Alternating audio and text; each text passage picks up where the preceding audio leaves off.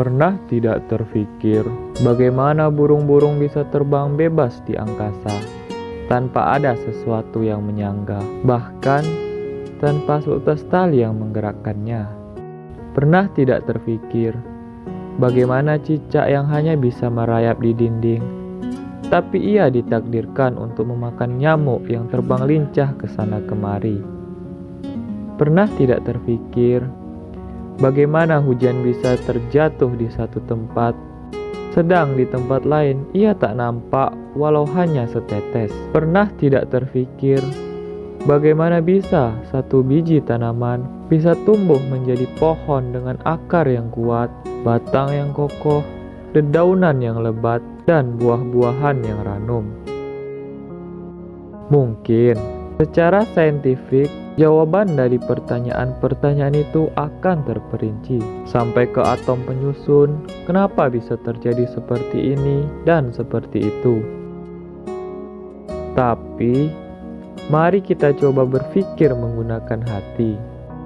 Allah ciptakan manusia lengkap dengan nurani untuk melihat segala hal yang terjadi, bukan hanya dari kacamata duniawi, tapi lebih dalam lagi, merasakannya dengan iman yang tumbuh dalam hati. Berpikir dengan hati membuat kita paham bahwa yang mengepakkan sayap-sayap burung untuk terbang adalah Allah yang Maha Kuasa.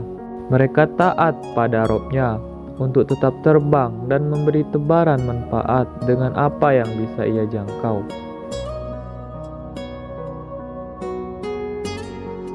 Berpikir dengan hati membuat kita mengerti bahwa yang mendatangkan rezeki untuk sang cicak di dinding adalah Allah yang Maha Kaya. Ada kelebihan yang Allah beri untuk cicak hingga ia bisa menjemput rezekinya dengan cara terbaiknya. Berpikir dengan hati membuat kita yakin bahwa Allah yang turunkan hujan, karena Allah Maha Tahu tempat jatuh terbaik untuk setiap tetesnya. Allah beri kesempatan ia jatuh di tempat yang kering untuk membasahi tanah-tanah tempat tanaman bertumbuh. Allah beri ruang ia jatuh di tengah hilir mudik manusia dengan segala kesibukannya, untuk menguji sejauh mana ia mengerti bahwa apa yang Allah turunkan tak pernah sia-sia. Berpikir dengan hati membuat kita tahu bahwa dari satu biji yang tak lebih besar dari kuku-kuku manusia akan bisa bertumbuh besar atas izin Allah yang Maha Kuasa.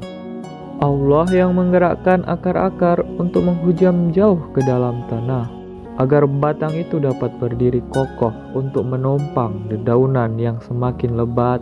Bahkan satu daun yang terjatuh setiap detiknya, Allah punya rencana untuk itu. Satu lagi, pernah tidak terfikir di antara miliaran manusia di muka bumi ini, kenapa aku dan kamu yang harus bertemu di persimpangan yang sama?